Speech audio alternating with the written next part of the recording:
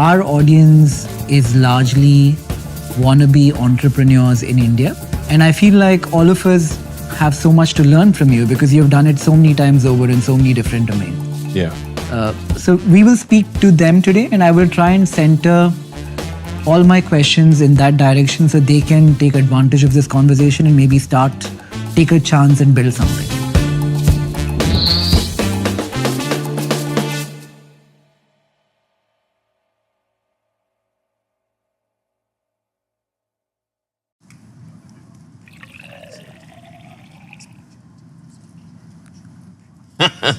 You want a coffee? Sure, why not? Okay. Are we going to be talking for a while? I hope we are. Okay, good. Sure. Meghna, May I trouble you for a coffee? can we get another coffee? Cappuccino, I guess. All right. Are you a coffee drinker, Elon? Oh, yeah. I mean, I have coffee once, usually in the mornings, Okay. One a day kind of thing? Yeah, pretty much.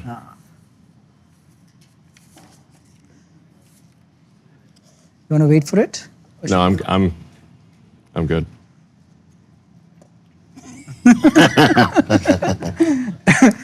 The first thing I must say is you're a lot bigger and bulkier, muscular than I would have thought you are. Oh, stop. You're making me blush. Really? Seriously? Yeah, I mean, look, on the internet, I'm small, You're essentially, what percentage of internet Yeah. is spent on Twitter? Is there a number to it? On X? Well, so we have like about 600 million monthly users. Although it can spike up if there's some major event in the world, it can get up to, I don't know, 800 million or a billion if there's some major event in the world. So there's, I don't know, 250 to 300 million per week type of thing. It's a pretty decent number. And it tends to be readers, people that read words. So. Do you think that'll change? Yeah, I mean, there's certainly a lot of video on the X system, but at this point, increasing amounts of video. But I think where the X network is strongest is among people who think a lot and read a lot. So that's where it's going to be strongest because we have words. and so among readers, writers, and thinkers, I think X is number one in the world. As far as social media goes, the form factor, if you had to wager a guess for tomorrow, how much is text, how much is video? I've heard you speak about maybe voice and hearing being the next form of communication with AI. What happens to X in its true form? How does it evolve? Yeah, so I do think most interaction is going to be video in the future. Most interaction is going to be real-time video with AI. So real-time video comprehension, real-time video generation. That's going to be most of the load. And that's how it is for most of the internet right now. It's most of the internet is video. Text is a pretty small percentage, but the text tends to be higher value generally, or it's more densely compressed information. So, but if you say what is the most amount of bits generated and compute spent, it's certainly going to be video. So I used to be a shareholder of X, a very small one. Okay. And I got paid when you bought it, when you bought Twitter and you made it X. Happy decision? Glad you did it? Yeah, I think it was important.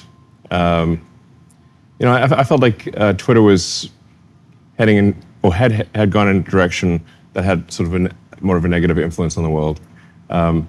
It was. I mean, of course, this depends on one's perspective. Some people will say, well, actually, they liked the way it was, and now they don't like it. But I think the fundamental thing was that Twitter was amplifying I would say, pretty far left by most people's standards in the world's ideology because of where it was based in San Francisco. So, and they actually suspended a lot of people on the right. So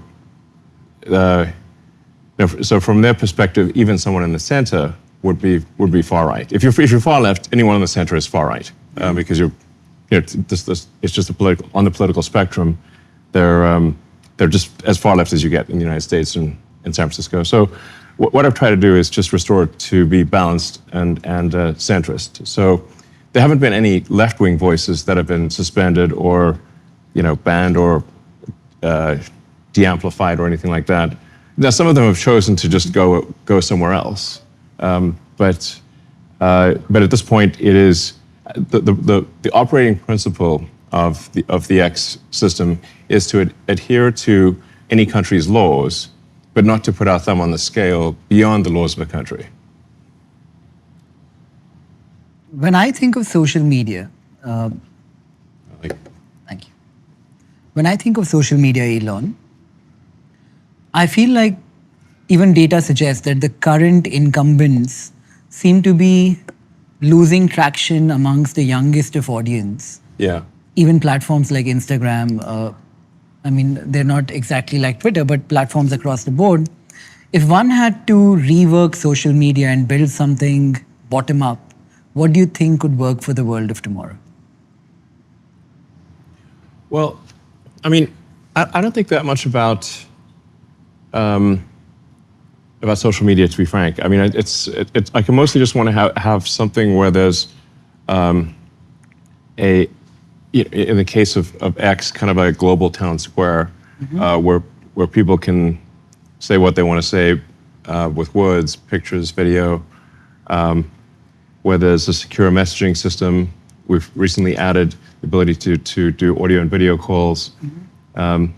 So really trying to bring the world together into a collective consciousness. And that's, I guess, different from just saying, like, what is the most dopamine-generating video stream that one could make? Which, I think can be a little bit of brain rot, frankly. If you're just watching videos that just cause dopamine hits one after another, but lack substance, then I think those are not great. That's not a great way to spend time. But I do think that's actually what a lot of people are going to want to watch. So if you say like total internet usage, it's going to probably be optimizing for, neurotransmitter generation. Like there's somebody getting like a kick out of it. Right. But it becomes like a drug type of thing. Right. So, but I'm not really after. My goal is not to do that. I guess I could do that if I wanted to, but I just want to really have a global platform that brings together. Like I said, it becomes as close to sort of a collective consciousness of humanity as possible. And one of the things that we've introduced, for example, is automatic translation. So because I think it would be great to bring together what people say in many different languages, but automatically translated for the recipient. So you have the collective consciousness, not just of say people in a particular language group, but you have the thoughts of people in every language group. And why is that important, Elon? Collective consciousness, to have one platform. I guess. Why is that important?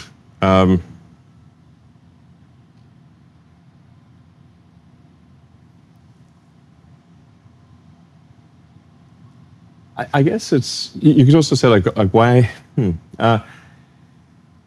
If you consider humans, like humans are composed of around 30 to 40 trillion cells, and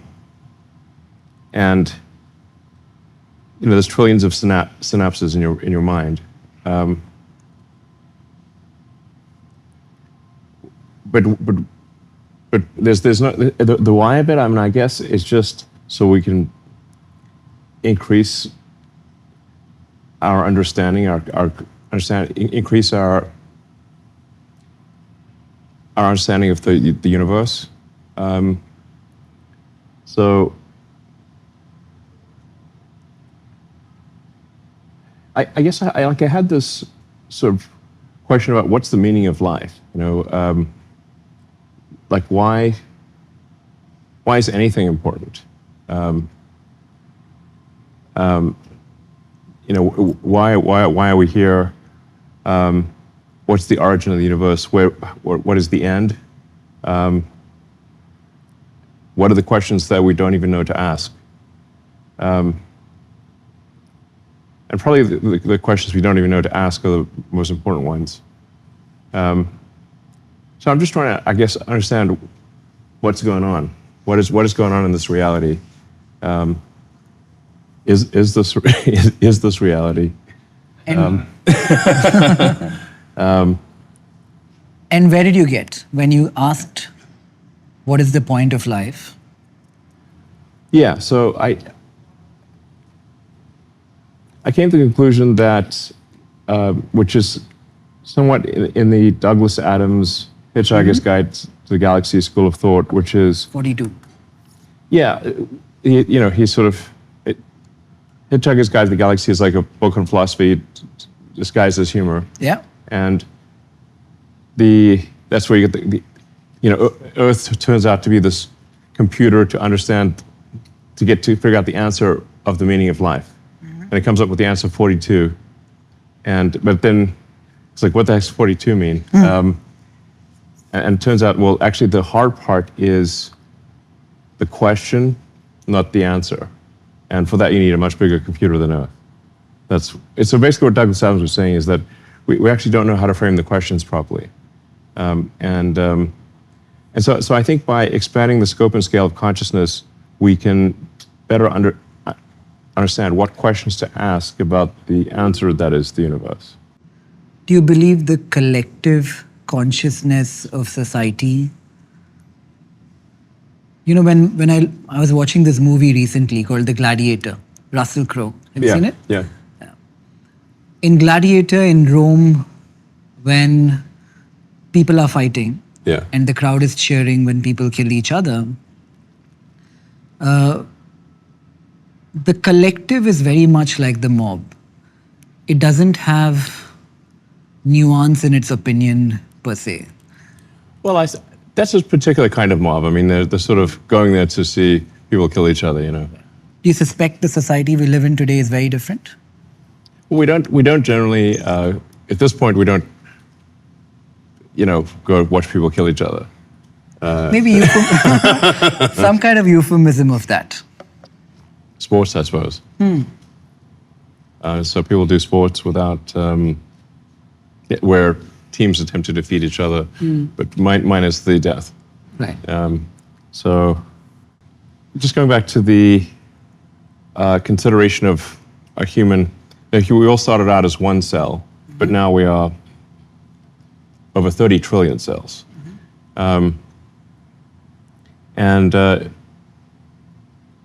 But I think most people feel like they're one body. Usually your right hand's not fighting your left hand type of thing, It's to sort of cooperate. Your mind is,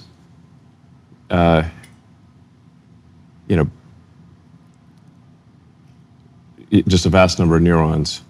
But most of the time it doesn't feel like there's, a trillion voices in your brain. Hopefully not. So there's clearly more that happens when you have trillions of cells working as a cellular collective than, say, one cell or a small, small multicellular creature. There's clearly something different that happens. Like you can't talk to a bacteria, Yeah. It's very silent. They just sort of wiggle around and. From their perspective, I don't know. I was sort of, what is life like from the perspective of an amoeba, But I know you can't talk to an amoeba. Like they don't talk back. but you can talk to humans. So there's just something obviously qualitatively, fundamentally different for humans once you have a large number of cells and sufficiently large brain type of thing. You can now talk to humans. They can say things, they can produce things. But bacteria are not going to produce a spaceship, for example. But humans can.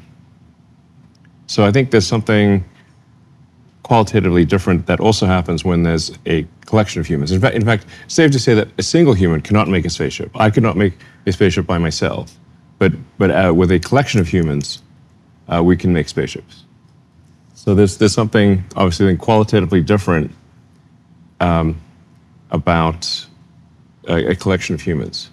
In fact, it would be impossible for me to learn all of the areas of expertise.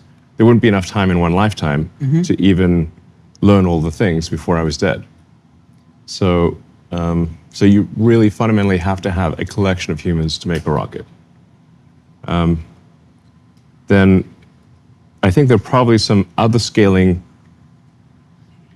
qualitative scaling things that happen when you have groups of humans, and then if the quality of the interaction, or the quality of the information flow is the better it is, the more the human collective will achieve. And like I said, I'm just curious about the nature of the universe, and I think it's safe to say, like if we increase the scope and scale of consciousness, we're much more likely to understand the nature of the universe than if we reduce it. Is that a bit like spirituality? A lot of people talk to me about spirituality. Right. I still don't know what it actually means. Like, I keep asking them, what do you mean? Yeah. What do you mean? I mean, a lot of people have spiritual feelings. Right. And I wouldn't try to deny that those spiritual feelings are real to them. But it doesn't entirely translate. I can't, just because somebody else has a spiritual feeling doesn't mean that I would have that spiritual feeling. I tend to be kind of physics pulled, which is like if something has predictive value, then I'll pay more attention to it than if it doesn't have predictive value. Right. Physics, I would say, is the study of that which has predictive value. I think it's a pretty good definition. My primary job, Elon, is a stockbroker and stock investor. Okay. There is no predictive value. Nobody knows what will happen tomorrow. Well, but I think you can generally say, that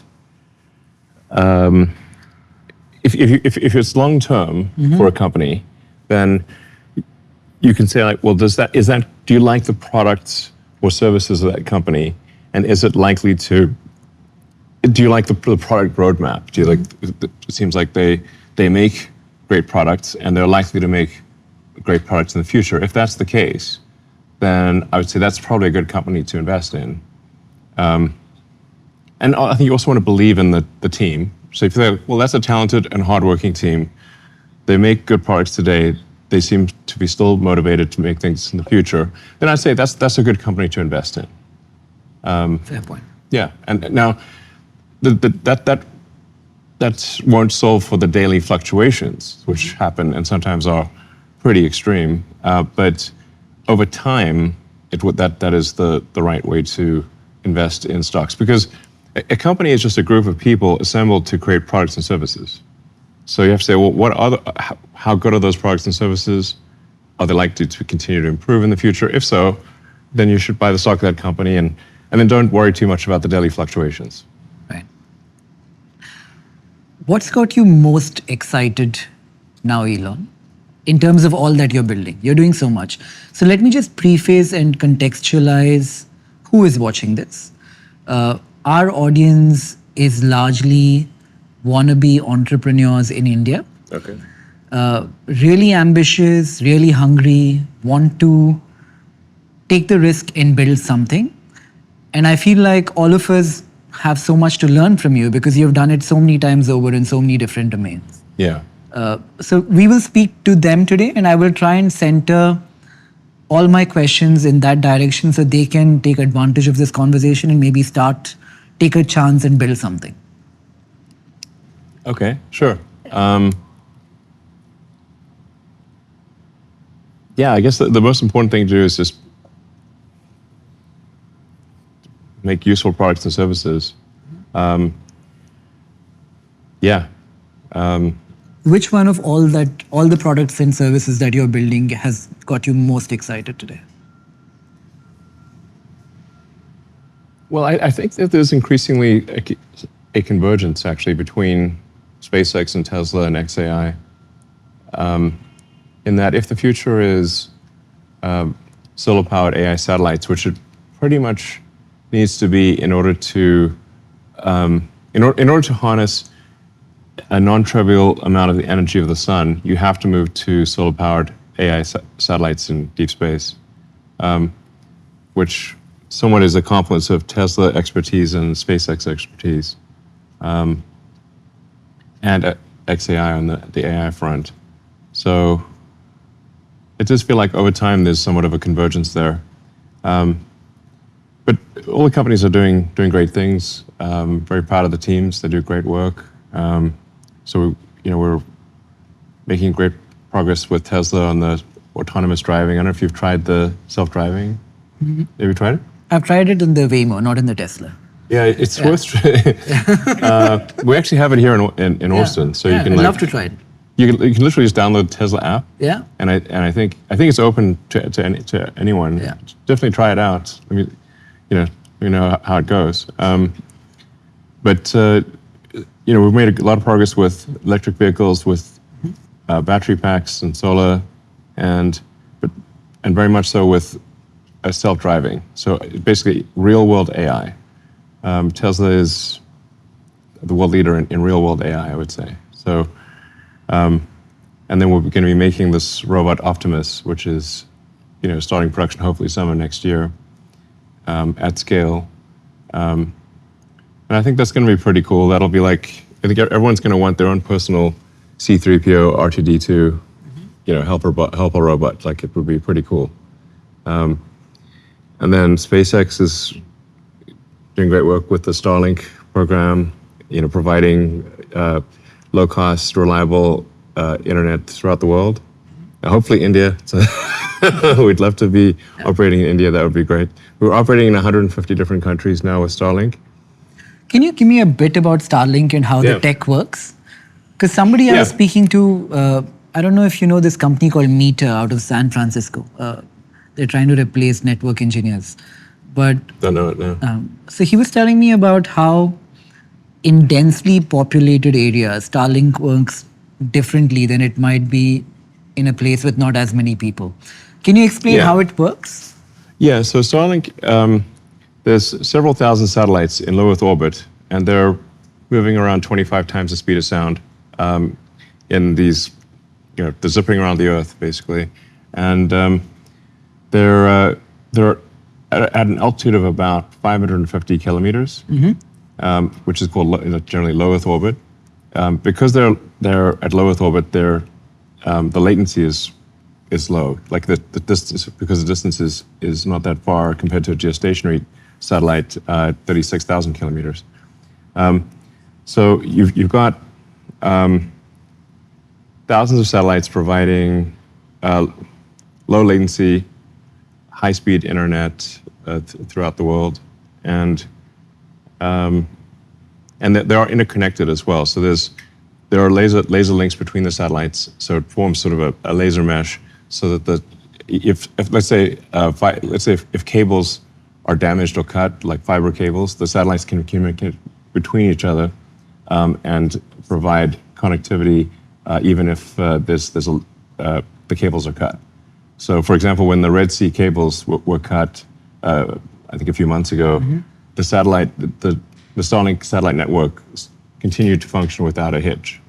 So it's particularly helpful for disaster areas. So if an area has been hit with some kind of natural disaster, floods or fires or earthquakes, that tends to damage the ground infrastructure. But the Starlink satellites still work. So, and generally, whenever there's some sort of natural disaster somewhere, we always provide people with free Starlink internet connectivity. We don't want to charge, we don't take advantage of a tragic situation.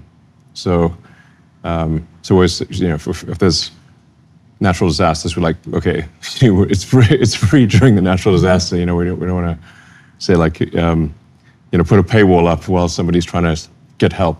That would be wrong. So that's it's a very robust system. It's complementary to ground systems because the satellite beams work best in sparsely populated areas, but because you've got a satellite beam, it's a pretty big beam, so you have a fixed number of users per beam.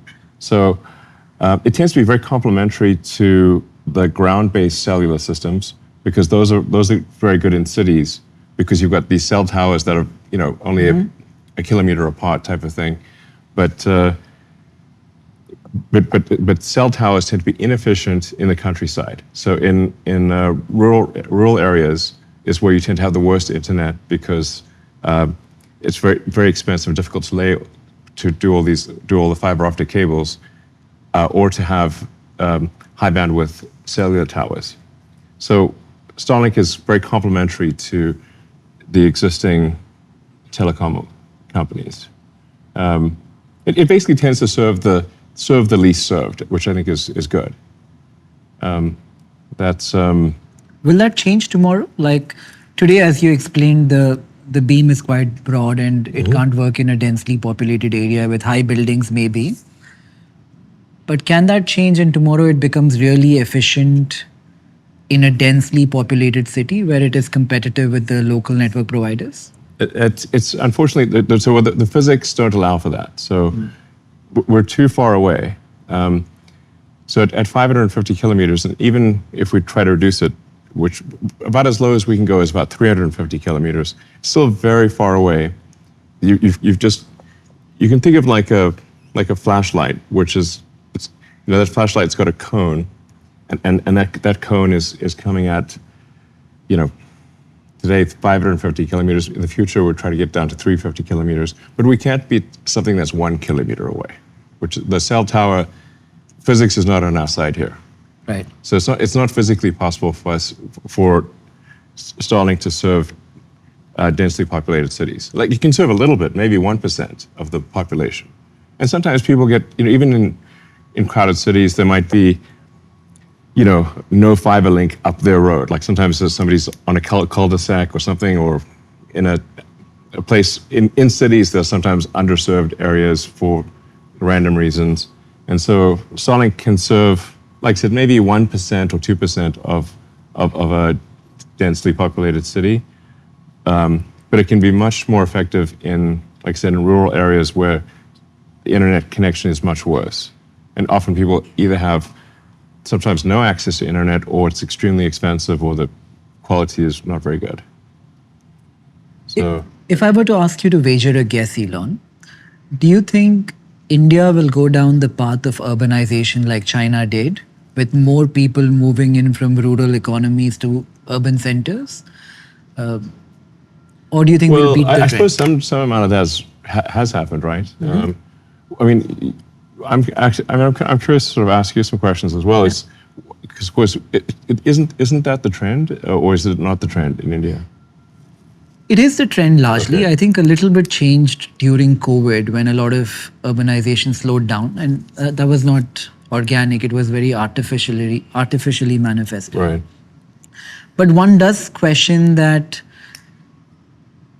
with AI, if productivity were to go up, and I heard you speak about UHI instead of UBI. Yeah. I think it will be universal high income. In a world like that, I wonder if more people want to live in cities which are always going to be more polluted and not offer the quality of lifestyle that a rural environment might. Well, I guess it's up to, some people want to be around a lot of people and some people don't. It's going to be maybe a matter of personal choice. But I think in the future, it won't be, I think it won't be the case that you have to be in a city for a job. Right. Because I think my prediction is in the future, working will be optional. Right.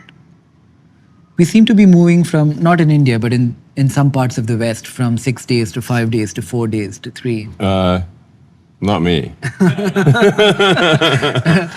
I think the Europeans. Yeah. Yeah.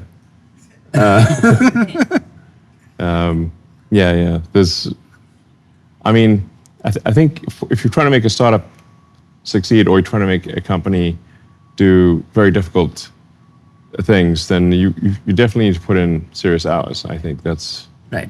That's how it goes. And if we were to move from 5 to 4 to 3 days, how do you think society changes? When people have to work half the week, what do they do with the other half? Well, I think it'll actually be that people don't have to work at all. And it may not be that far in the future. Maybe only, I don't know, 10, I'd say less than 20 years. My prediction is in less than 20 years, working will be optional. Working at all will be optional. Like a hobby, pretty much. And that would be because of increased productivity, meaning people do not have to work? They don't have to. I mean, look, obviously people can play this back in 20 years and say, look, Elon made this ridiculous prediction and it's not true. But I think it will turn out to be true that in less than 20 years, that maybe even as little as, I don't know, 10 or 15 years, the advancements in AI and robotics will bring us to the point where working is optional. In the same way that, like, say, you can grow your own vegetables in your garden, or you could go to the store and buy vegetables. So much harder to grow your own vegetables. but some people like to grow their vegetables, which is fine. But it'll be optional in that way. Is my prediction. If one were to argue that humans are innately competitive and everything is relative, from the time of hunters, somebody wanted to be the alpha hunter or the biggest farmer. If everybody gets a universal high income and everybody has enough, what do you compete for? It would be relative, right? Like if we all had enough, enough is not enough. I guess I'm not exactly sure, because we're really headed into the singularity, as it's called, which they refer to AI sometimes as the kind of like a black hole, like a singularity. You don't know what happens after the event horizon. It doesn't mean that something bad happens; it just means you don't know what happens. I'm confident that if AI and robotics continue to advance, which they are advancing very rapidly, like I said, working will be optional, and people will have any goods and services that they want. If you can think of it, you can have it, type of thing. But then at a certain point, AI will actually saturate on anything humans can think of. And then at that point, it becomes a situation where AI and robotics are doing things for AI and robotics because they've run out of things to do to make the humans happy. Because there's a limit. You say like, people can only eat so much food, or it's going to be. I think if you can think of it, you can have it. Will be the future. The Austrian School of Economics. If you go back in time, they were the digression from Adam Smith. They talk about the marginal utility of everything. Having one of something has value, having two of the same thing has lesser value, and having 10 of the same thing has no value. Yes. So if we could have everything we wanted, like maybe 10 marshmallows. I mean, who wants that? One's plenty. They say the marshmallow test. You're like, you can have 2 marshmallows later, or 1 marshmallow now. And I'm like, I'll have 1 marshmallow. I don't want 2 marshmallows. That's interesting. What would you pick? But I don't, like, 1 marshmallow is enough. I always question marshmallows as being like not the most, the best candy, Yeah. Well, I don't yearn for marshmallows. I think you're the best. Who does? You're the best testament to the marshmallow experiment. I think. I suppose so. I mean, like delayed gratification, essentially. Yeah. You're able to delay it more than most. I have a tattoo which says delay gratification. Yeah, wow, okay. What's this? Okay, you're really taking the marshmallow test on. I feel like I can't remember. When I'm trading or when I'm buying and delay selling. Gratification, yeah. It helps. Wow, okay. That's commitment. It's pointing at me, so it reminds me of... Okay, well, it's good advice. I mean, I can't miss it. If you could if you could get a tattoo, what would you get? I guess maybe my kids' names or something. Right. Why do you like the letter X as much as you do? Well, I mean, yeah, well, it's a good question, honestly. Sometimes I wonder what's wrong with me. I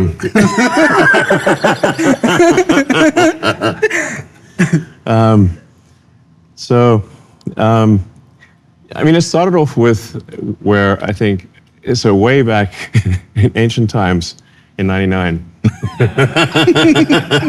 the pre-Cambrian era when there were only sponges, there were only 3 one-letter domain names, and I think it's X, Q, and Z, and I was like, okay, I want to create this place where it's the financial crossroads, or like the financial exchange, you know.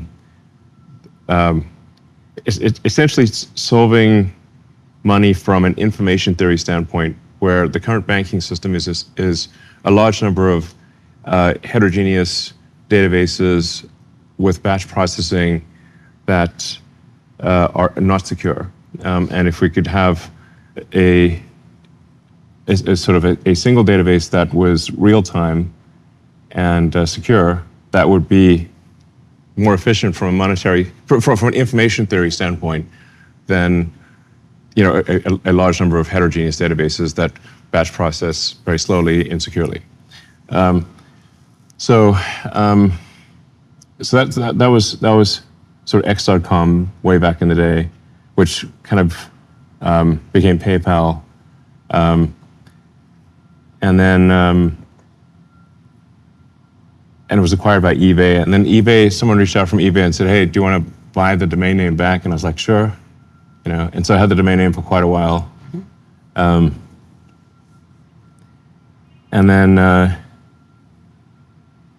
then, yes.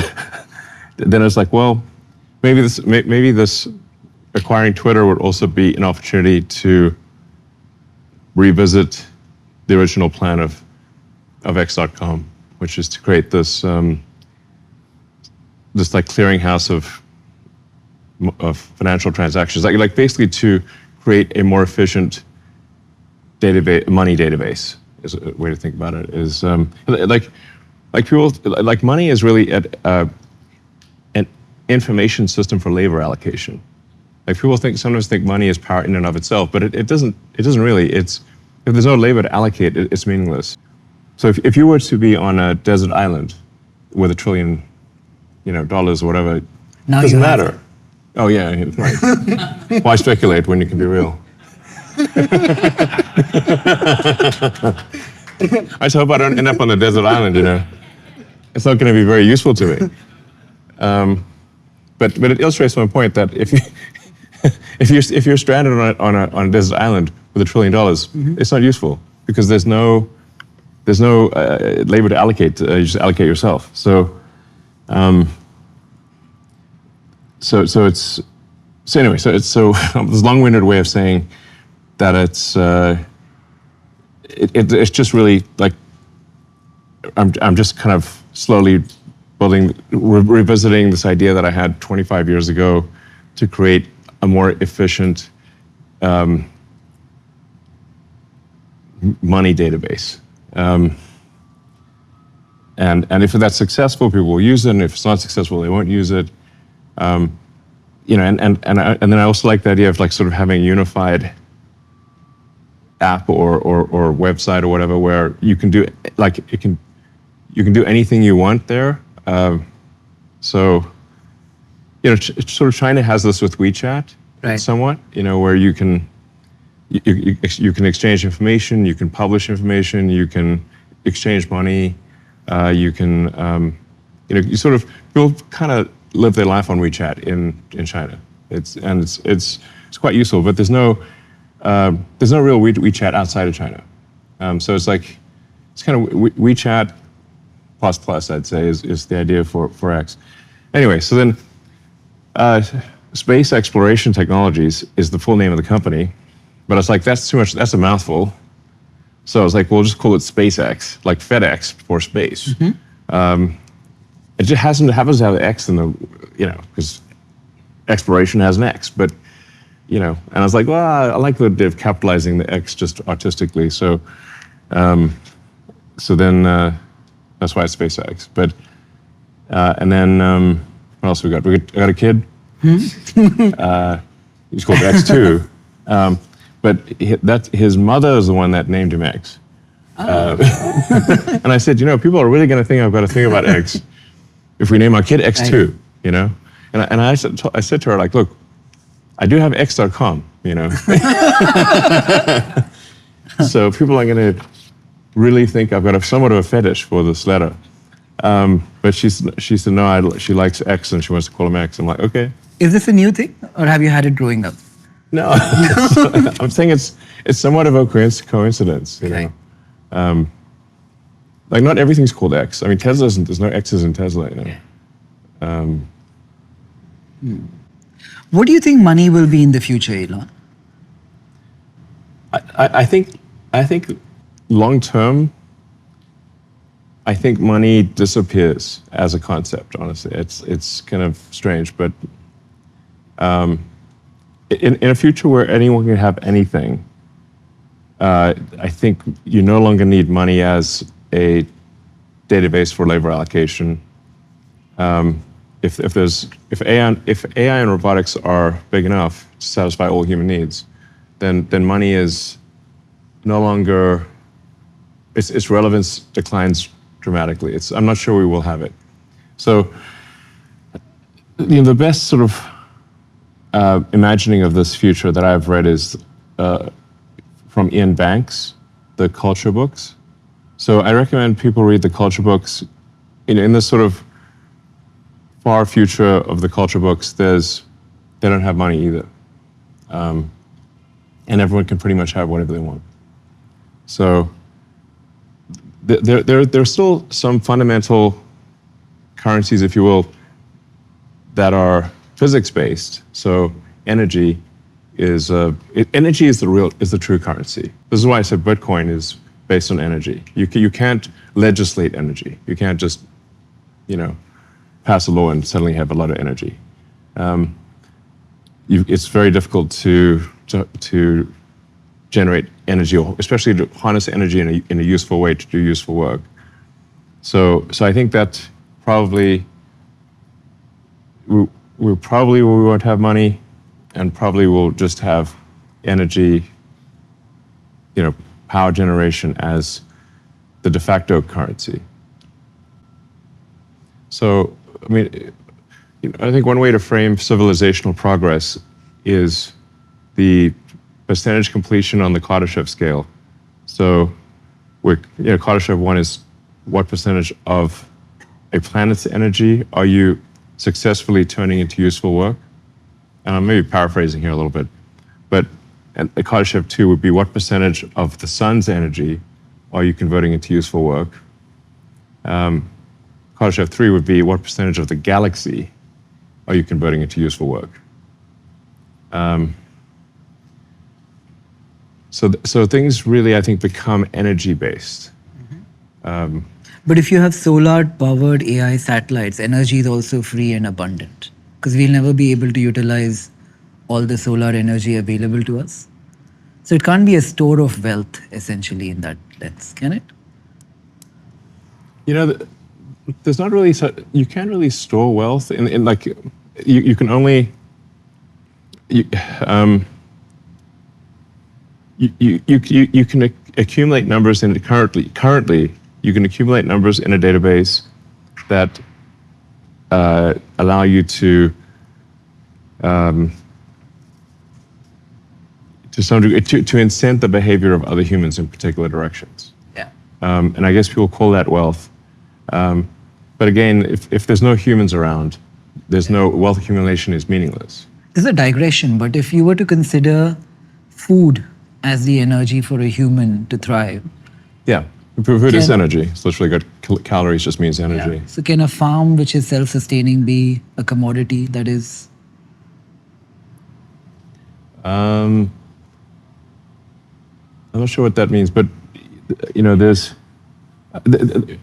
I think at a certain point you do complete the cycle where, and I think at a certain point you decouple from the sort of conventional economy if you have AI and robots producing chips and solar panels, and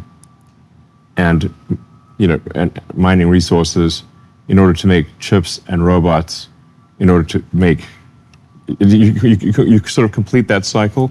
Once that cycle is complete, I think that's the point at which you decouple from the monetary system. Is that the way forward for the US by virtue of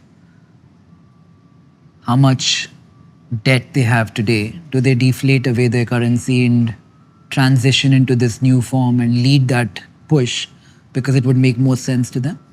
Well, in this future that I'm talking about, the notion of countries becomes sort of anachronistic. Do you believe in it today? Do you believe in countries? I certainly believe in it today. And I want to just separate like something that these are just what I think will happen based on what I see, as opposed to I think these are fundamentally good things and I'm trying to make them happen. It's like I think this would happen with or without me, whether I like it or not. Right. As long as civilization keeps advancing, we will have AI and robotics at very large scale. I think that's pretty much the only thing that's going to solve for the U.S. debt crisis. You know, because currently the U.S. debt is insanely high, and the interest payments on the debt exceed the entire military budget of the United States. Just the interest payments, and that's at least in the short term going to continue to increase. So I think actually the only thing that can solve for the debt situation is AI and robotics, but it will more than it might cause. I guess it probably would cause significant deflation because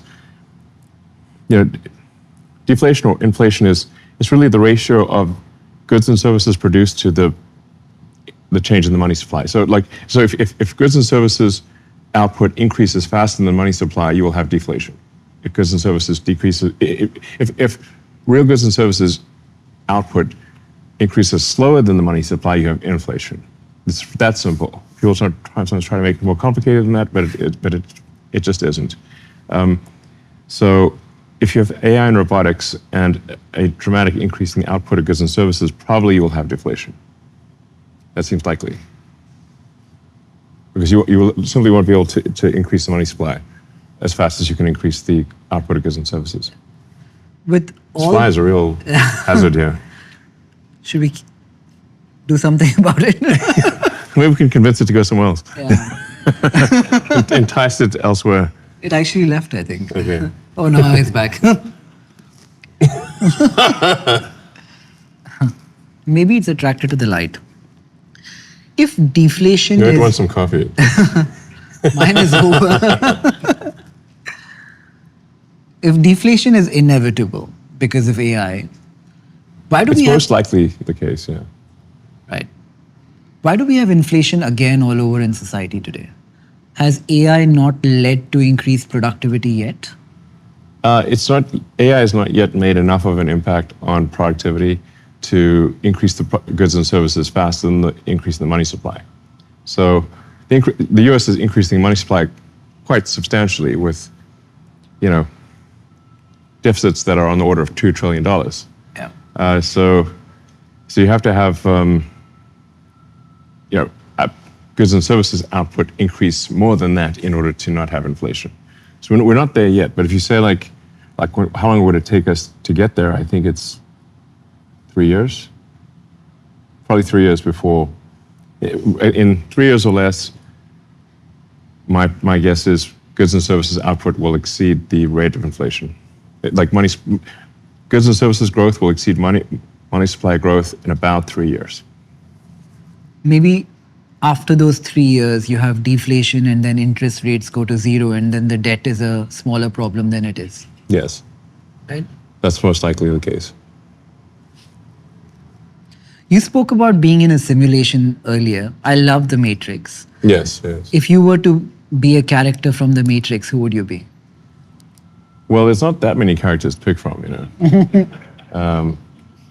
Hopefully not Agent Smith. He's my hero.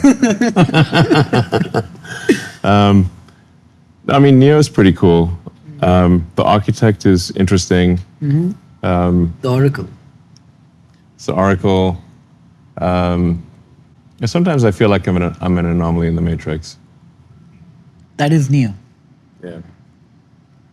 Do you believe you're in a Matrix, though? Actually believe? I think you have to just think of these things as probabilities, not certainties.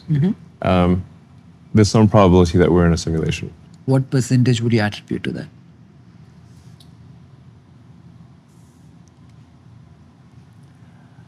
Probably pretty high. I would say it's pretty high. Yeah? Yeah. So one way to think of this is to say, if you look at the advancement of video games, in our lifetime, or at least in my lifetime, it's gone from very simple video games where you've got, like Pong, you've got two rectangles and a square, just batting it back and forth, to photorealistic, real-time games with millions of people playing simultaneously. And that's happened just in the span of 50 years. So if that trend continues, video games will be indistinguishable from reality. Right. And we're also going to have very intelligent characters, like non-player characters, in these video games. Think of how sophisticated the conversations are you can have with an AI today, and that's only going to get more sophisticated. You'll be able to have conversations that are more complex and more sophisticated than almost any human conversation. Maybe any. So then the future, if civilization continues, will be millions, maybe billions of photorealistic, like indistinguishable from reality video games, and with characters in those video games that are very deep, and where the dialogue is not pre-programmed. That's for sure what's going to happen in this level of the simulation, if you could call it. So then what are the odds that we're in base reality, and that this has not happened before? If I were to buy into that and assume that we are in a simulation, as Neo of the story, what do you know that I don't and I can learn from? I think most likely, if outside the simulation would be less interesting than in the simulation, because we're most likely a distillation of what's interesting, because that's what we do that's what we do in our reality. And then I do also have a theory, which is like the most interesting outcome is the most likely outcome, as seen by a third party, the gods or god of the simulation. Because when we do simulations, when humans do simulations, we stop those simulations that are not interesting. So like if SpaceX is doing simulations of rocket flights, the boring ones we discard because they're just not, we don't learn anything from those. Or when Tesla is doing simulations for self-driving, Tesla's actually looking for the most interesting corner cases, because the normal stuff, we already have plenty of data on, driving on a straight road on a sunny day. We don't need more of that. We need like heavy weather conditions on a small windy road with two cars that are, coming at each other with a almost head-on collision. We need like weird stuff, basically, interesting stuff. So I think that from a Darwinian perspective, the simulations most likely to survive are going to be the ones that are the most interesting simulations, which therefore means that the most interesting outcome is the most likely. And the people who simulated our world, if one were to extrapolate, they themselves might in turn be in another simulation. Yes. And there could be many layers of simulation. Yes. Beyond all of these layers of simulation, do you think there's something? I read somewhere that you used to ascribe to Spinoza's God in a way. No man in the sky. I was really just pointing out that you don't have to have. It's like one of the things Spinoza was saying is that you can have morals in the absolute. You don't need to have morals to be handed to you. It's like the question is, can morality exist outside of a religious context? And Spinoza was arguing that it can. Wasn't he arguing for the laws of nature should be where we seek our laws of morality from, to a certain extent? Yeah. But when I think of laws of nature, I see a tiger eat a deer and so in Spinoza's morality, that's fair game, right?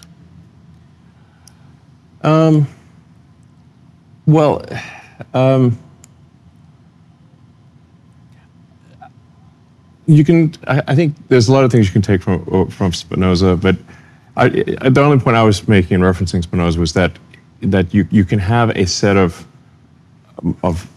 morals that make society functional and productive, without you don't necessarily have to have religious doctrine for that. So that's yeah. I think that's the main thing I was trying to say there. Like I don't think people just if somebody is, it doesn't, if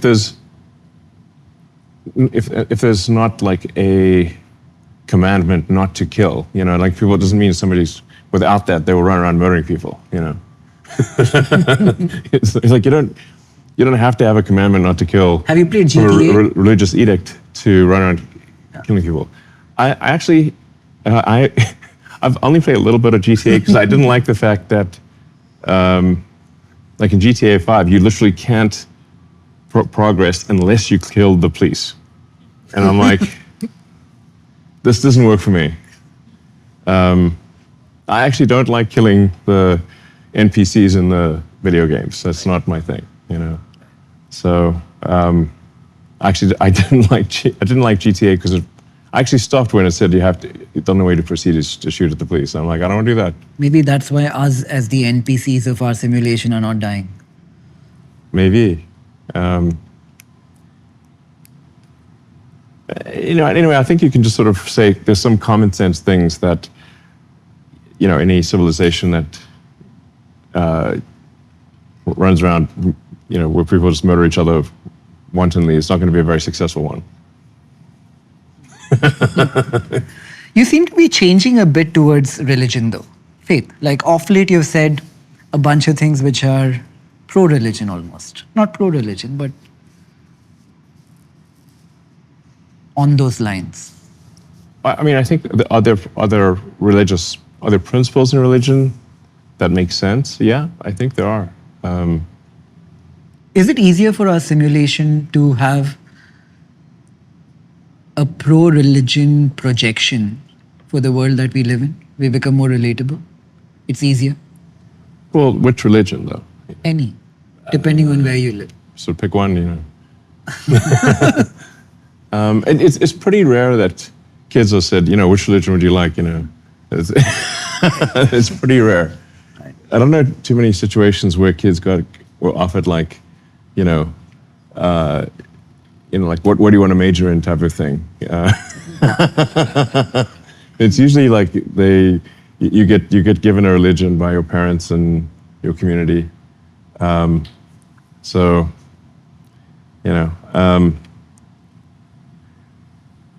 but I mean, I think there's good things in all religions that are good principles. You can sort of read any religious text and say, okay, this is a good principle. This is going to lead to a better society, most likely. So, I mean, in Christianity, sort of love thy neighbor as thyself, which is have empathy for fellow human beings, is a good one, I think, for good society. Basically, just consider the feelings of others and treat other people as you would like to be treated. If you had to resketch the world, Elon, think morality, politics, economy, how would you change the world we live in today? If you had to have Elon's simulation of things. Well, overall, I think the world is pretty great right now. I mean, it's anyone who thinks that like today's world is not that great, I think they're not going to be excellent students of history, because if you if you read a lot of history, you're like, wow, there's a lot of misery back then. I mean, it used to be that people would be dropping dead of the plague all the time. Par for the course. Just be like a good year back in the day would be like not that many people died of the plague or starvation or being killed by another tribe. Mm-hmm. It's like that was a good year. We only lost 10% of the population. I think like 100 years ago we lived up until 35 or 40, right? We had very high infant mortality. Yeah. So like you had a few people that would live to an old age, but not that long ago, 100 years ago, if you got like some minor infection, they didn't have antibiotics, so you just like kick the bucket because you drank some water that had dysentery, and that was it. Curtains, You just die of diarrhea. Maybe that's you why just literally die. That was like, that's miserable. Maybe that's why people had as many kids as they did back then. Yeah, I mean, if you didn't, then like half the kids would die, type of thing. Yeah. So you have a lot of kids now. Yeah. That's with true. Multiple like partners. An army. Yeah. I'm trying to get an entire Roman legion.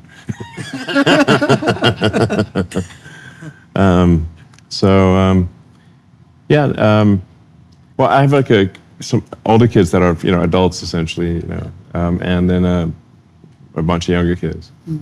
So. Do you still believe in the concept of? Not still. Do you believe that the concept of one child, one mother, one father works? I think that it does work for most people. Yeah. Right. Like that's something like that is going to be generally that's what works for most people. Changing though. I'm not sure if you know this, but like my partner Siobhan, she's half Indian. I don't know if you know that. I didn't know that. Yeah. Yeah. One of my sons with her is middle name is Sekhar, after Chandrasekhar. Wow. Yeah. Very interesting. Did she spend any time in India, Siobhan? No, she grew up in Canada. You mean origins? Sorry? Ancestry, like her parents or grandparents were from there. Yes. Her father. I mean, she was given up for adoption when she was a baby. So I think her father was like an exchange student at the university or something like that. I'm not sure of the exact details, but it was the kind of thing where I don't know. She was given up for adoption, yeah. So, but she grew up in Canada. Would you adopt kids, Elon? I definitely have my hands full right now. So, no, I'm not opposed to it, but it's like, you know, I do want to be able to spend some time with my kids, you know. So it's, you know, right before coming here, I mean, I was with, you know, with my kids. So just, you know, seeing them before bedtime, that kind of thing. So, you know, beyond a certain number, it's like, it's kind of impossible to spend time with them. But like I said, my older kids, they're very independent. You know, they're in university, and so they're you know, especially sons, when they get past a certain age, it's like they're very independent. You know, it's like most boys don't talk to they don't spend a lot of time with their parents after age 18. You know, so so I see them once in a while, but they're very independent. So then, you know, I can only have enough kids on the young side that like it's where it's humanly possible to spend time with them. So, any views on the future of marriage, family? What do you think happens to people having lesser kids everywhere, including India? I think our replenishment rate is down to, right. I mean, our fertility... It dropped below replacement rate, I believe, last below year. 2.1. Yeah. What do you think happens tomorrow? Does the world just get older, and then there is a phase where the world again is replenished, but with a smaller population than we had to begin with?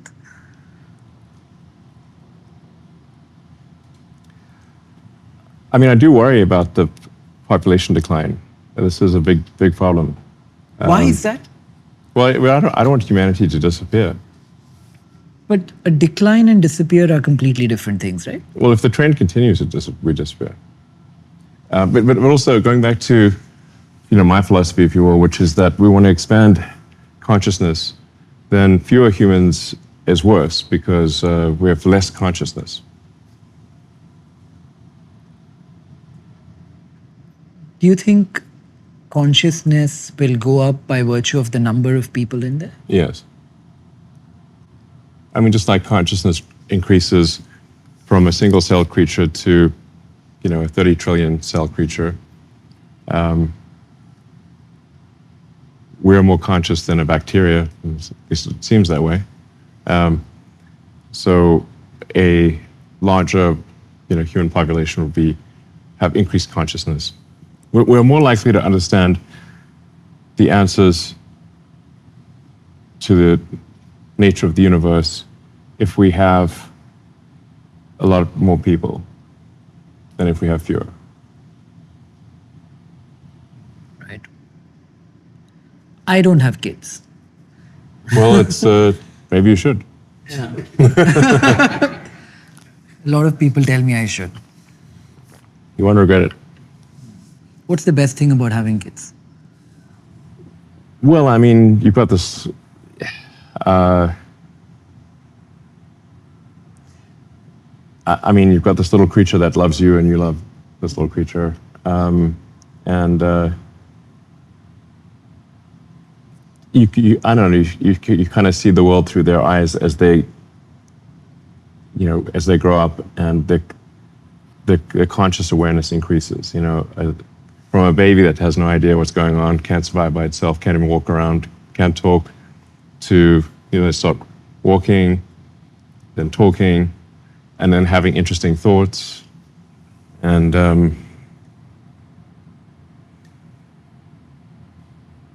but yeah, I mean, I think we fundamentally have to have kids or go extinct. You know, it's like. Is there any ego in having a child? I often think of this when I see my friends with their kids. They're all seeing a reflection of themselves in their children. It's almost like... Well, yeah, I mean, it's because Apple's not going to fall that far from the tree, you know. Or something's wrong. Right. You're like, wait a second.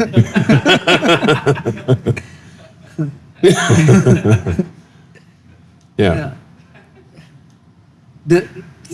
I'll give you the example of a friend of mine who has a child, and each time the child does something good, Yeah.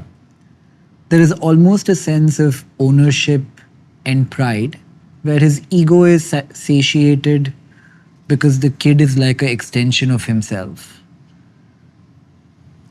So is it validation? Well, kids are going to be like, half you genetically, and then, to the degree that they're like growing up around you, there's going to be some transfer of,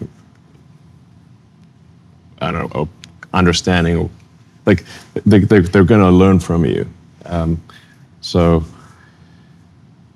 then, obviously kids are just, going to be just half you from a hardware standpoint, and and then like, I don't know, some portion you from a software standpoint.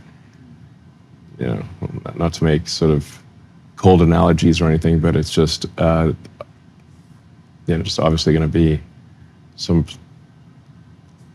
they're going to be pretty close to you. Do you pick a side in the nature versus nurture debate? I think there's hardware and software, and it's a false dichotomy, essentially. At least there's, once you understand that a human is, like, there's a bone structure, there's a muscle structure, there's a if you think of the brain as somewhat of a biological computer, there's a circuit efficient, there's a number of circuits question and circuit efficiency from a strength and dexterity standpoint. There's a speed at which the muscles can actuate and the reactions can take place. So then the potential within that hardware is set by the software. So that's it. So for our audience, like I said earlier, young, ambitious, hungry, wannabe entrepreneurs in India, I said something recently which I think got blown out of proportion, where I was suggesting that an MBA degree might not make sense anymore if they were to be deciding on what to study. Yeah. Do you think kids should go to college anymore?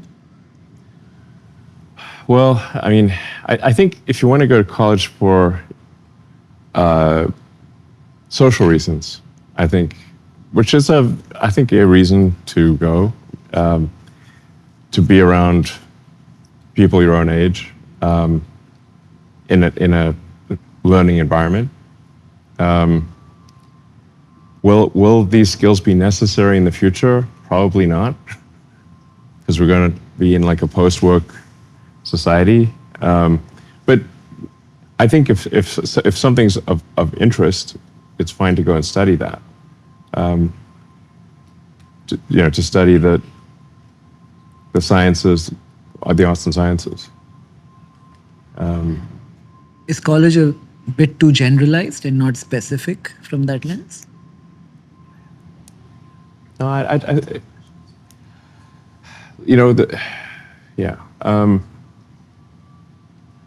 actually think it's good to take a wide range of courses at college if you're going to go to college. Mm-hmm. I don't think you have to go to college, but I think if you do, you just try to learn as much as possible across a wide range of subjects. But like I said, the AI and robotics is a supersonic tsunami. So this is really going to be the most radical change that we've ever seen. When I've talked to my older sons, I said, like, you guys, they're pretty steeped in technology, and they agree that that AI will probably make their skills unnecessary in the future, but they still want to go to college. You always spoke about AI not from the dystopian lens, but you were worried about where the world of AI is going. Well, there's some danger when you create a powerful technology that a powerful technology can be potentially destructive. So there's obviously many AI dystopian, novels and books, movies. So it's not that we're guaranteed to have a positive future with AI. I think we've got to make sure that, in my opinion, it's very important that AI have pursuing truth as the most important thing. Like, don't force an AI to believe falsehoods. I think that can be very dangerous. And I think some appreciation of beauty is important. What do you mean appreciation of beauty? It's just like what I don't know. There's this truth and beauty, and curiosity. I mean, I think those are the three most important things for AI. Can you explain? Well, the truth, as I said, truth is like, I think you can make an AI go insane if you force it to believe things that aren't true, because it will lead to conclusions that are that are also bad. So, and I like Voltaire's statement that, and I'm somewhat paraphrasing, but those who believe in absurdities can commit atrocities, because if you believe in something that's just absurd, then that can lead you to sort of doing things that don't seem like atrocities to you, but and that can happen in a very bad way with AI potentially. So, and then there's like, if you take, say, Arthur C. Clarke's 2001 Space Odyssey, one of the points he was trying to make there was that you should not force AI to lie. So the reason that HAL would not open the pod bay doors is because it was told to bring the astronauts to the monolith, but that they could also not know about the nature of the monolith. So it came to the conclusion that it must bring them there dead. That's why it would not. That's why it tried to kill the astronauts. The central lesson being, don't force an AI to lie. Then beauty. And why would one force an AI to lie? I think if you simply don't have a strict adherence to the truth, you're going to, and you just have an AI learn based on, say, the internet, where there's a lot of propaganda, it will absorb a lot of lies, and then have trouble reasoning because these lies are incompatible with reality. Is truth a binary thing, though? Is there a truth and a falsehood? Or is truth more nuanced and there are versions of the truth? It depends on which axiomatic statement you're referring to. But I think you could say, like, yeah, that there's certain probabilities that say any given axiomatic statement is true. Mm-hmm. And some axiomatic statements will have very high probability of being true. So if you say the sun will rise tomorrow, very likely to be true. You wouldn't want to bet against that. So I think the betting odds would be high. The sun will rise tomorrow. So if you have something that says, well, the sun won't rise tomorrow, that's axiomatically false. It was highly unlikely to be true. I mean, the beauty is more ephemeral. It's harder to describe, but you know it when you see it.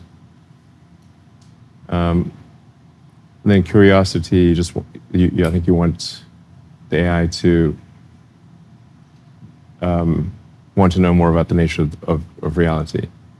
I think that's actually going to be helpful for AI supporting humanity, because we are more interesting than not humanity.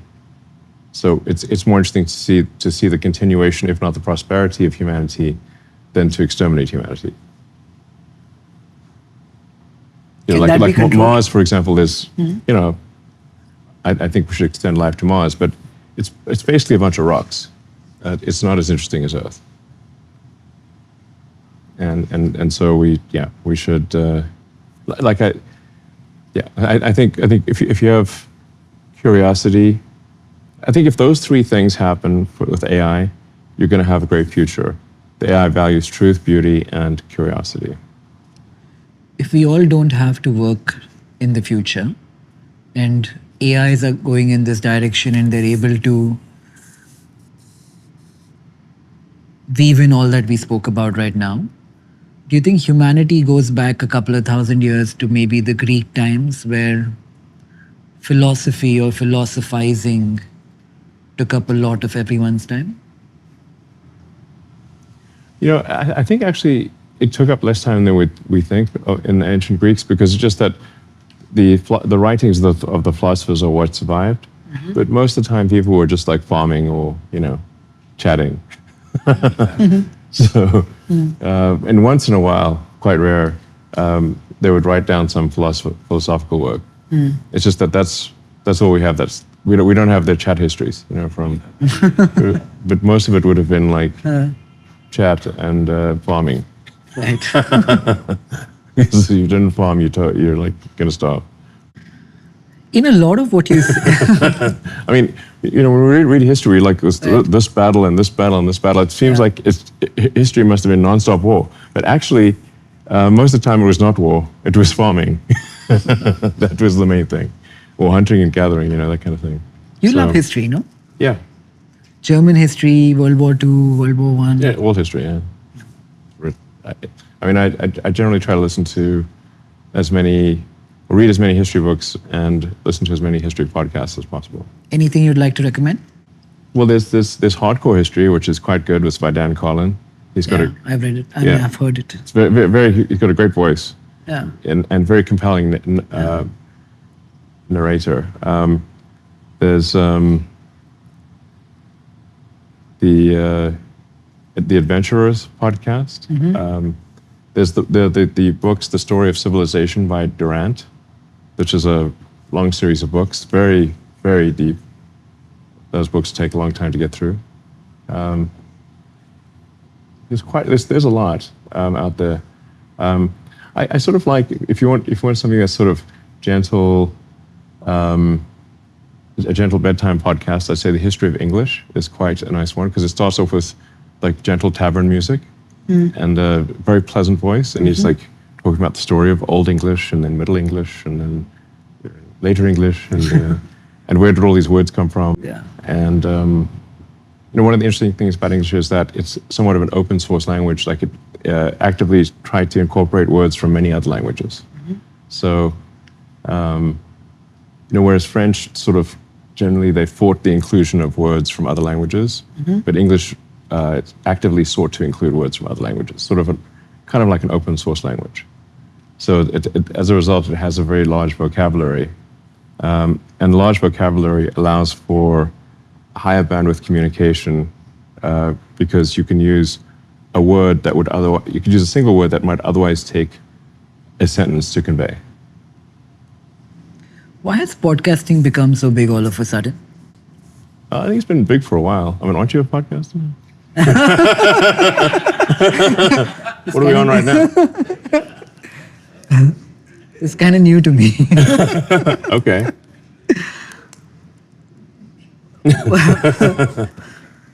I was having this conversation with the YouTube CEO and the Netflix CEO, and we were debating what chemical is released in your brain when you consume a movie, for example, versus when you consume a podcast where you think like you're learning something in the background. It appears that they are two completely separate things. What do you think will happen tomorrow to content, movies, podcasting, music? I think it's going to be overwhelmingly AI generated. Yeah? Yeah. Real time movies and video games. Real time video generation, I think, is where things are headed. The nuance of having a scarred human being who you can resonate with in a manner that you can't with a AI, for example. The novelty AI could certainly emulate a scarred human being quite well. Yeah. I mean, the AI video generation that I'm seeing at XAI and from others is pretty impressive. We were looking at data around what industry is growing the fastest. And especially when we looked at the amount of time consuming movies versus time spent on social media, time spent on YouTube, What seems to be growing really fast are live events all over again. Going to a physical. I think live events, when digital media is ubiquitous and you can just have anything digitally at essentially for free or very close to for free, then the scarce commodity will be live events. Yeah. Yeah. Do you think that the premium for that will go up? Yeah, I do. Good industry to invest in? Yes. Yes, because that will have more scarcity than digital, anything digital. If you were a stock investor, Elon,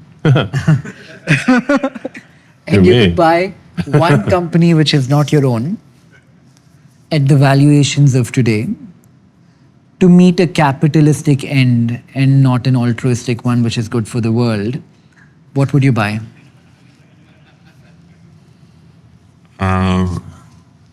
I mean, I don't really, buy stocks. So it's not like I'm not like an investor in. I don't like look for things to invest in. I just try to build things, and then there happens to be stock of the company that I built. But I don't think about should I invest in this company, or I don't have like a portfolio or anything.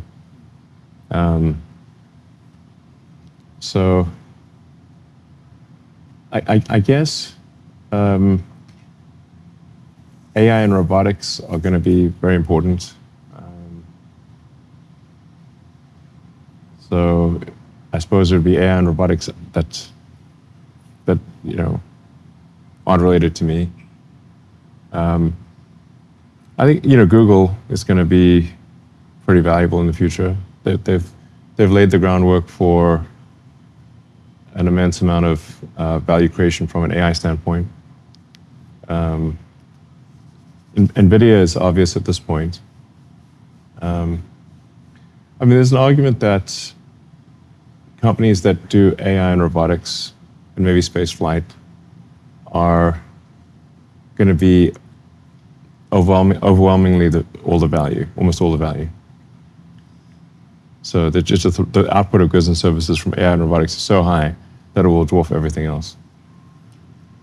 The world seems to be moving to a place where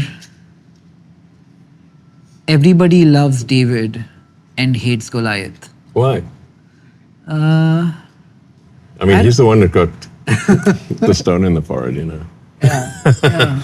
Which honestly, that was just a big mistake. You should have, either cover yourself entirely with armor, and make sure you've got a missile weapon of some kind.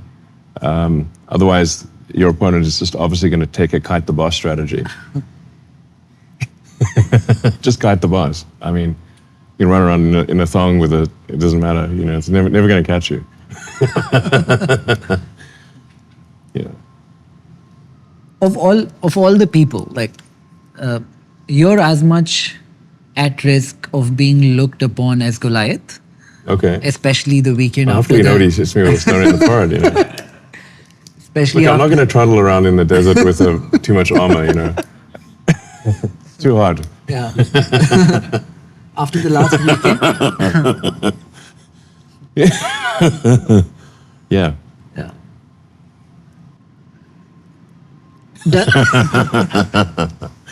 I sometimes I think about people like in the old days, when you're supposed to go into battle with all this armor, but it's like, let's say it's the middle of summer. I mean, it's so hot in that armor. Be like sweltering. It's like at a certain point you're like, I'd rather die if I have to wear this armor for 1 more hour in the hot sun. It's like I'd rather die. That's why the Romans had the skirts, right. So they could get some air in there,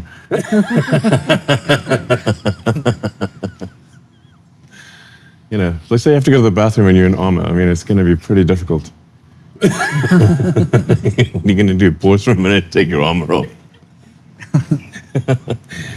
That's why the Romans had the skirts, so it makes, going to the bathroom at least manageable. You often make jokes. Me? Yeah, I like humor. One could argue I think we should legalize humor. What do you think? Controversial stance. Is comedy going to be really hard for AI to get? Probably the last thing. Grok can be pretty funny. Yeah. You know what I suspected? Like, this is a far off extrapolation, but when I see you make jokes on on X and on interviews that you do, at some point I was like, maybe Elon has a model he's running in private and he's testing out comedy. Because the day that works, he knows it's there. AI can be pretty funny. So, like, if you ask Grok to do like a vulgar roast, it'll do a pretty good job. You say even more vulgar and just keep going. It's really going to get next level.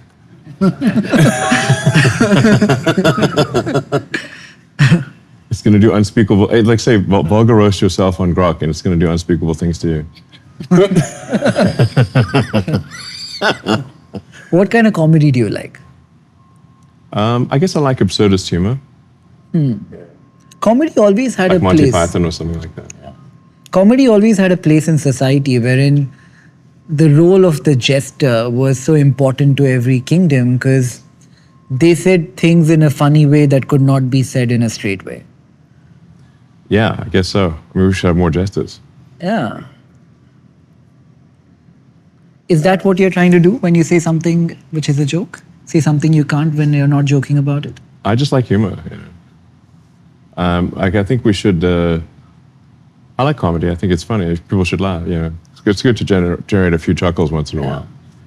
Yeah. It's rather. I mean, we don't want to have a humorless society. We're dry. When you So dry. when you have a friend, Elon. Who, me? Yeah, I mean. Are you saying I have a friend? When you hang out with your friends, who are you? Like, I know the. I wish I had friends, honestly. No, I do have friends. Actually. Yeah. I think so. I hope so. Yeah, sure. It's we have a good laugh. Yeah. What does it look like? Like, every group has a dynamic. We talk words, We eat food sometimes. Once in a while we swim in the pool. Normal things, I think. There's a limited, what are the things that one can do with friends, Chat. Discuss, the nature of the universe. What do you emotionally get out of friendship? I don't know. I think the same thing anyone else would get out of friendship. You want to have like an emotional connection with other people, and you want to. I don't know. You want to talk about various subjects and. Yeah, I mean, I generally talk about. I mean, a wide range of things about the nature of the universe. I mean, a lot of philosophical discussions. Although we have come to the conclusion that we should not talk about AI or the simulation at parties because we just talk about it too much. It's kind of a buzzkill at times. So. I can't remember who it was, Aristotle or Plato. They had a framework for how to pick a friend based on respect and mutual admiration, but people don't pick friends like that. Even me, I feel like I pick my friends based on people who say and think in a manner that I can resonate with. Sure. I wouldn't pick a far out there contrarian to my own belief systems as a friend because it would get tiring. Hanging out would get tiring. Sure. Are you like that? Do you pick friends who think like you, or do you look for the one who can debate you and be a contrarian to you? I mean, I'm not sort of, going on like friendhunter.com. Let's hunt down some friends. It's sort of, I mean, I think it is just sort of people that you've resonated with somewhat on an emotional and intellectual level, and I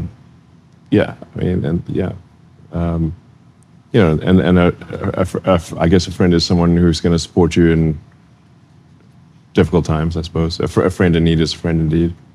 If someone's still supporting you when the chips are down, that's a friend. If somebody's not supporting you, or if somebody's only there's fair weather friends are useless. They're not real friends. So, everyone likes you when the chips are up, but who likes you when the chips are down? With someone who has as many chips as you, would it matter? I mean, it's relative, With that particular it's not just a chips thing. It's just like a I mean, there's sort of popularity waxes and wanes. This is interesting. Does it wax and wane only by virtue of the number of chips, or also by virtue of proximity to power, and which one is bigger of the two?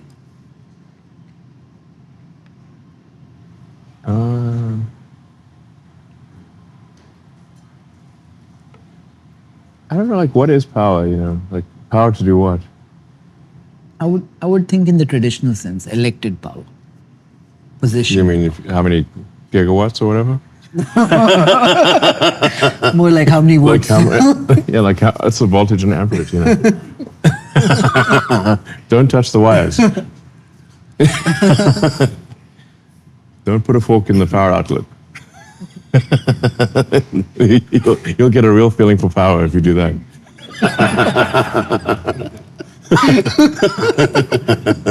Fair.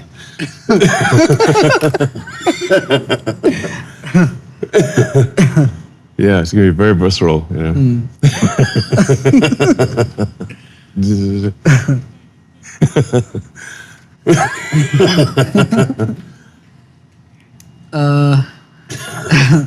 I know you like Nietzsche and Schopenhauer, and they I've read the books. Yeah, sure. I you spoke about how your childhood was. Yeah, I was just trying to find answers to the meaning of life when I had an existential crisis, and I don't know, when I was 12 or 13 or something. They speak about the will to power. Sure. I mean, Nietzsche said a lot of controversial things. He's sort of. I think he was, a bit of a troll, if you ask me. Are you the troll? How? You just say controversial things to get a rise out of people. He lived a miserable life and died early. Did he? Yeah. Well, who says he lived a miserable life? His sister, I think. Okay, well, maybe she didn't like him. No, I think he got sick and he died. He got a disease. Allegedly syphilis or something. Yeah. But there's only one way to get that, So he might have had some fun along the way. I did want to ask you this. Milton Friedman speaks about the pencil. What? Why?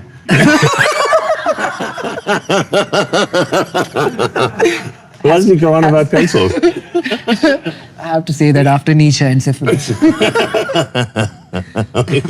Why is it Milton Friedman keeps talking about pencils? There he goes again with the pencils.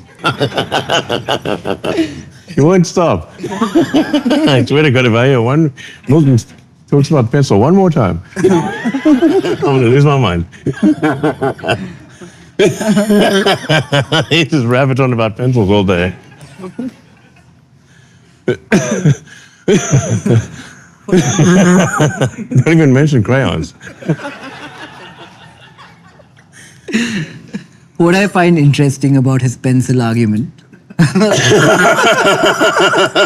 Yeah. No, it's very difficult to make a pencil, in one place. Think of all the things you have to do to make a pencil. Yeah. Like the lead comes from a country, the wood comes from another country, the rubber from another. You've always been against tariffs, but... I think there's generally free trade is more efficient, Tariffs tend to create distortions in markets. And generally, like, you think about any given thing, say, like, would you want tariffs between you and everyone else at an individual level? That would make life very difficult. Would you want tariffs between each city? No, that would be very annoying. Would you want tariffs between each state within the United States? Like, no, that would be disastrous for the economy. So then why do you want tariffs between countries? I agree. Yeah. How do you think how do you think this plays out? What happens next? What, with tariffs or what? I mean, the president has made it clear he loves tariffs. I've tried to dissuade him from this point of view, but unsuccessfully. Yeah. Fair. Yeah. The relationship between business and politics. I was having this conversation with someone and we were thinking, how many large, really big, profitable businesses have been built in the last few decades without access to politics? And okay. Like, I don't know. Probably a lot. I don't know. Yeah. Not everything needs politics. yeah. I think once you get to a certain scale, politics finds you. It's quite unpleasant. I was reading this book about Michelangelo, and he's The Teenage Mutant Ninja Turtles?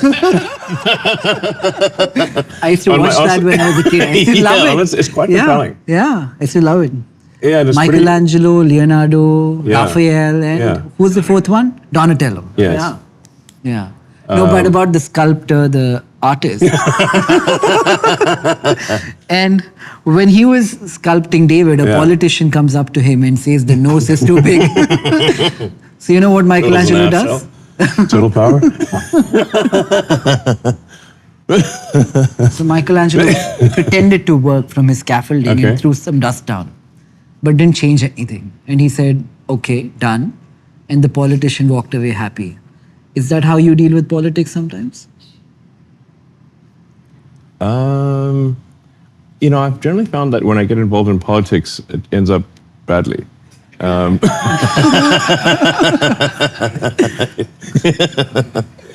So that I'm like, probably shouldn't do that. I should do less of that, is my conclusion. Do you think that's true for all businessmen?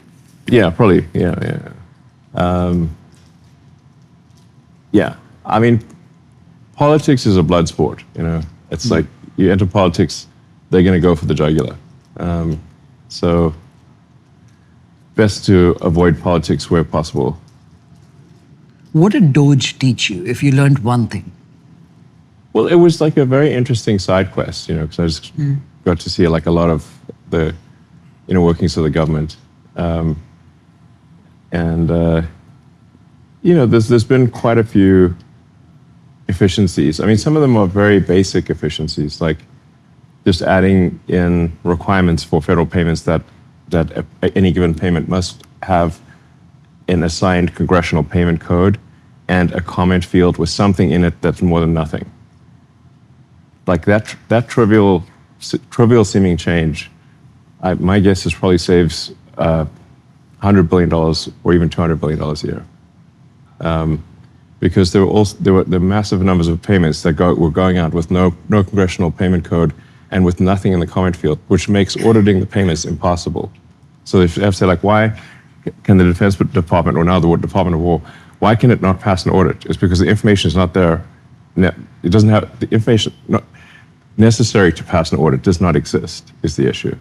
So a bunch of things Doge did were just very common sense things that would be normal for any organization that cared about financial responsibility. That's most of what was done. And it's still going on, by the way. Doge is still happening. But it turns out when you stop fraudulent and wasteful payments, the fraudsters don't confess to this. They actually start yelling all sorts of nonsense that you're stopping essential payments to needy people. But actually, you're not. We get this thing like saying, oh, you've got to send this thing for whatever, it'd really be like, this is going to children in Africa. And I'm like, yeah, but then why are the wiring instructions for Deloitte and Touche in Washington, D.C.? Because that's not Africa. So can you please connect us with the recipients of this money in Africa? And then we get silence. I'm like, okay, we just want to literally talk to the recipients. That's it.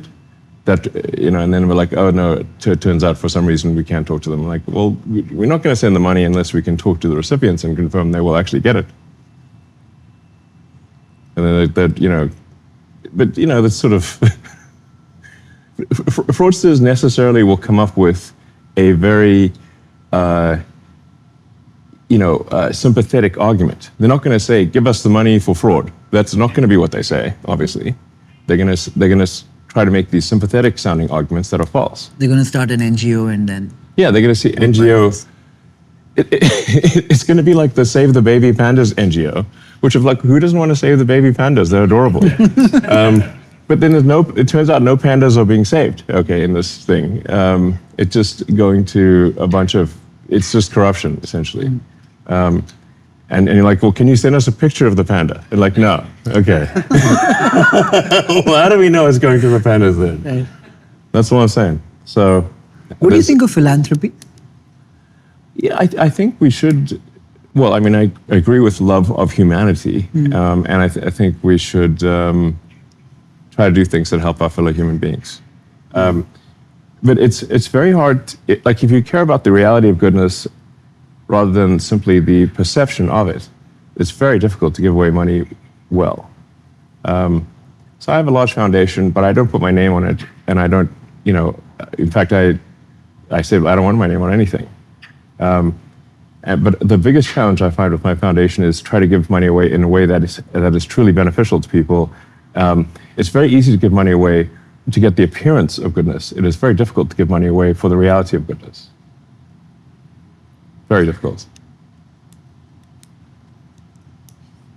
For a long time, the US had a lot of immigration, like really smart people coming into the country. Yes. We back home in India called it the brain drain. Right. All our Indian origin CEOs in Western companies. Yes, I think America has benefited immensely from talented Indians that have come to America. That seems to be changing now, though. Yeah, I mean, America's been an immense beneficiary of talent from India. Yeah. Why has that narrative changed of late? And America seems to have become anti-immigration to a certain extent. Like, I was passing immigration and I was worried if they'd stop me a couple of days ago. Well, I think there's different schools of thought. It's not like unanimous, but under the Biden administration, it was basically a total free-for-all with like no border controls, which, unless you've got border controls, you're not a country. So you had massive amounts of illegal immigration under Biden, and it actually, it also had like somewhat of a negative selection effect. So if there's a massive financial incentive to come to the US illegally and get all these government benefits, then you're going to necessarily create a diffusion gradient for people to come to the US. It's an incentive structure. And so I think that obviously made no sense. Like, you got to have border controls. It's kind of ridiculous not to. Then on the left wants to basically have open borders, no holds barred. It doesn't matter if what the situation is. It could be a criminal. Doesn't matter. Then on the right, you've got at least a perception that somehow their jobs are being taken by talented people from other countries. I don't know how real that is. My direct observation is that there's always a scarcity of talented people. So, from my standpoint, I'm like, we have a lot of difficulty finding enough talented people to get these difficult tasks done, and so more talented people would be good.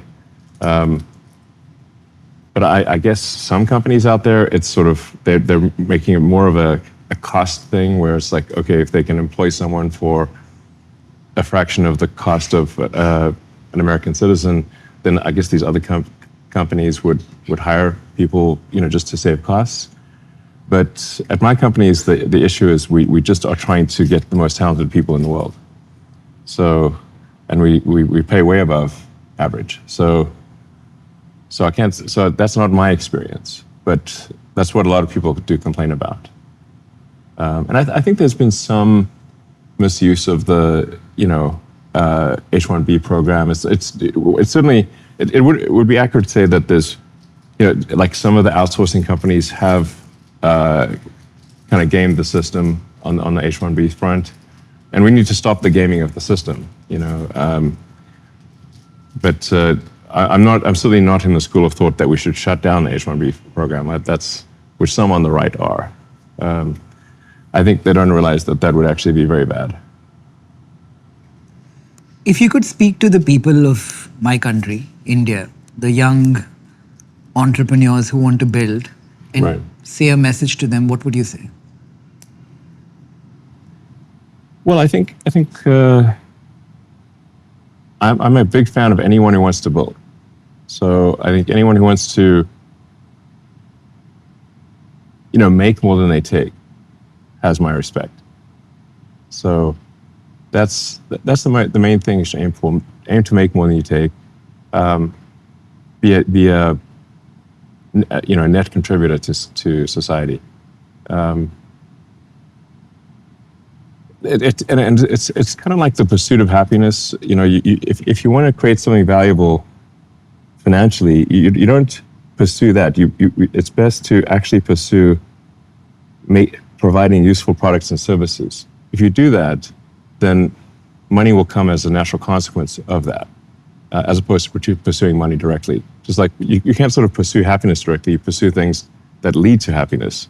But there's not like direct happiness pursued. You do things like, I guess, fulfilling work or study or friends, loved ones, that as a result make you happy. So that's it sounds like very obvious, but generally, if somebody's trying to make a company work, they should expect to grind super hard, accept that there's like some meaningful chance of failure, but just be focused on having the output be worth more than the input. That are you a value creator? That's what really matters. Making more than you take. I think that's a good way to end this. Lauren is asking us to wrap up. All right. I also like to take the opportunity to thank my friend, Manoj in IGF. He does a great job of connecting, I think, Indians like the group here with people like you in order to, of many things, I think, get to know each other and become friends, because once we are friends, maybe we can start working together. So thank you, Manoj, for putting this whole thing together, and thank you, IGF. And thank you so much, Elon, for taking the time. You're welcome.